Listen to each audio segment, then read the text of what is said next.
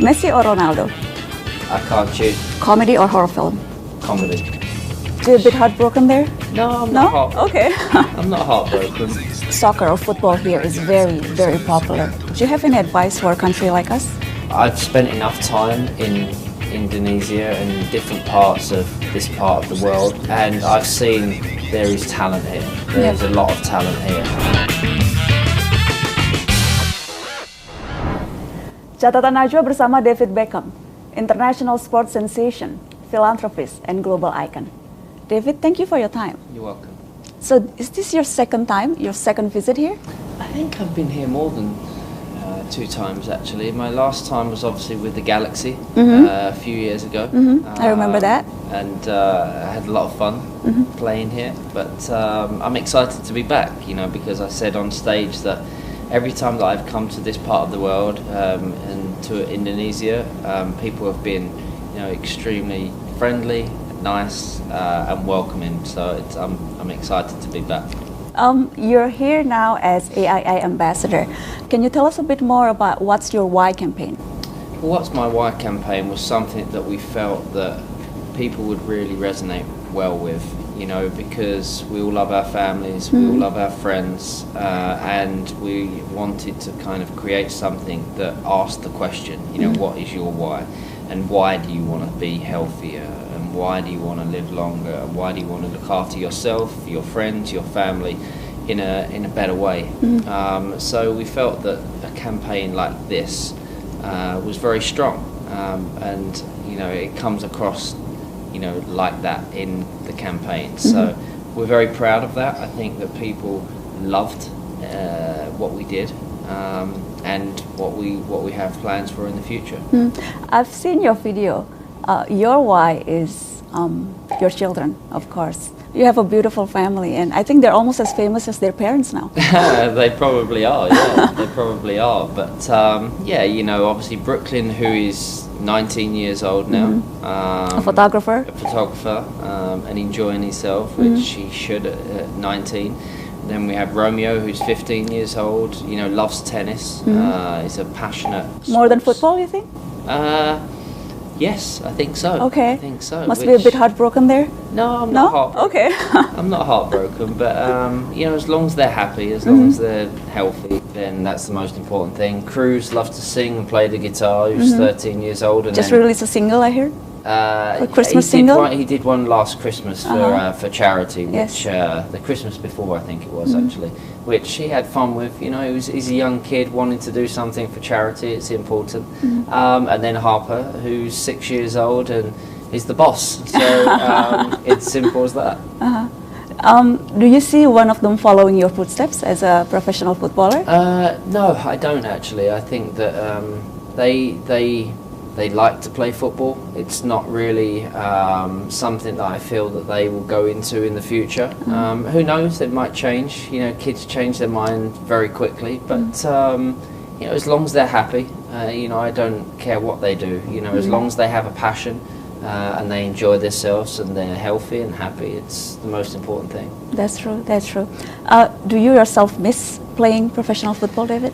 I do. You know, I played it for 22 years professionally. So, you know, I think when any athlete comes to the end of their career and they're not doing what they've done for the last 20 years, you know, you are going to have certain moments that are going to be difficult. I think we always see that with athletes, you know, when they step away from what they love and what they've done for a long time, it's a difficult period. But, you know, I've been lucky. You know, I've been lucky that I've jumped into other things straight away on the business side of my life, and you know, I'm pretty busy, so you know, I do miss it, of course, but I have a lot of other things going on. You know, own a club. Yes. In Miami, USA, a major soccer league. Yeah. Congratulations on that. Thank you. You know, it's something that we've worked hard to make happen. You know, we announced it 4 years ago, and 4 years after that, we finally have the franchise. So it's been a long road, a difficult one at times, but you know, we really felt that, you know, persisting was the right thing to do. I remember reading in the news you said it's a dream come true. So when did this dream started? I think, you know, it probably started without me even knowing about it when I was a kid. You know, I was able to have a dream of wanting to be a professional footballer.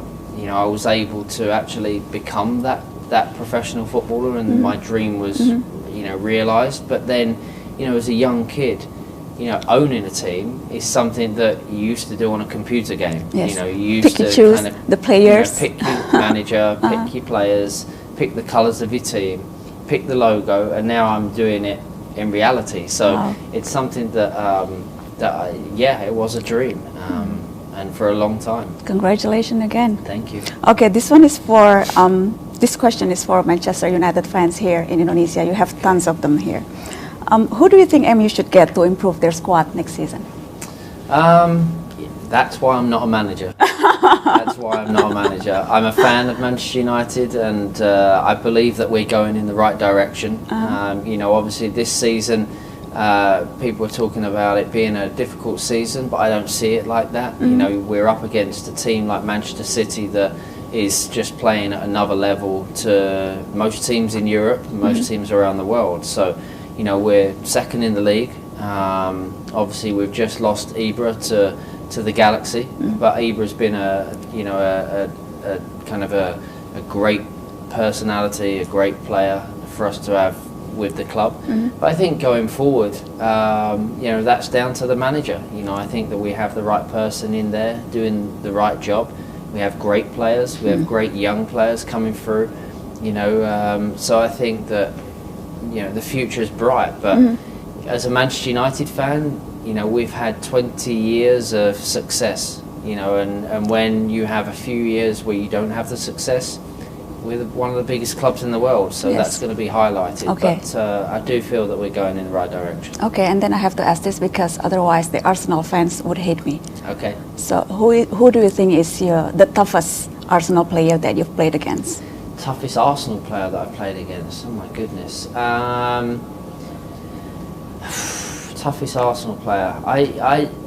I always I respect him as a player. I respect him as an England player. Ashley Cole was a player that you know, he was the closest thing to Roberto Carlos that I played against. You know, he's one of the Roberto Carlos was the best left back in the world. So your best friend Ashley also. Cole, and one of my best friends. So Ashley Cole is definitely a tough player. But then you have Patrick Vieira. You know, he was a great player that we had many battles with. So there's many players that I've come up against in the Arsenal team that were tough. Will you be following the World Soccer? I will. I follow most big competitions around the world with in football. And what are England's chances this year, you think? I think we have a good chance. You know, I think that going into this World Cup we've done very well, which we normally do. But then coming from the England's captain for 6 years, then coming into the competition, I think we've got a lot of good young talented players, raw talent. I think that's important, and players that actually are playing in the strongest and biggest league in the world. So we have a good chance. Okay, so this question is for Indonesia. Soccer or football here is very, very popular. We are a country with 262 million people, but sadly we are still striving to make a scene in the world football. Do you have any advice for a country like us?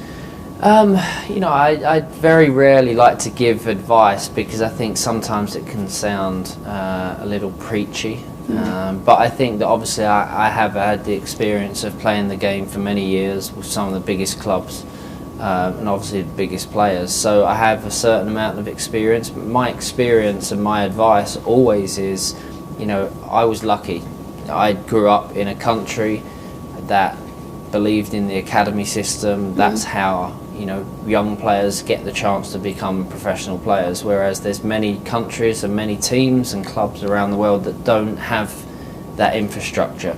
And that's where it begins. You know, you start it at the grassroots level, you start it at the ground level, bringing the right coaches in, you know, being able to give, you know, kids, you know, the right education that runs throughout the game. But I've spent enough time in Indonesia and different parts of this part of the world, and I've seen there is talent here. There is a lot of talent here. It's just being able to give these kids the opportunity to live their dream.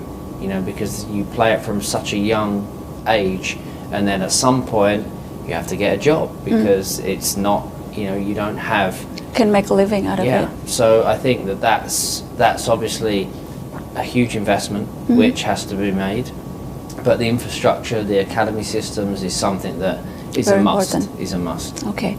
Do we have time to do a quick fire questions? Just a quick one? Yes. Okay, great.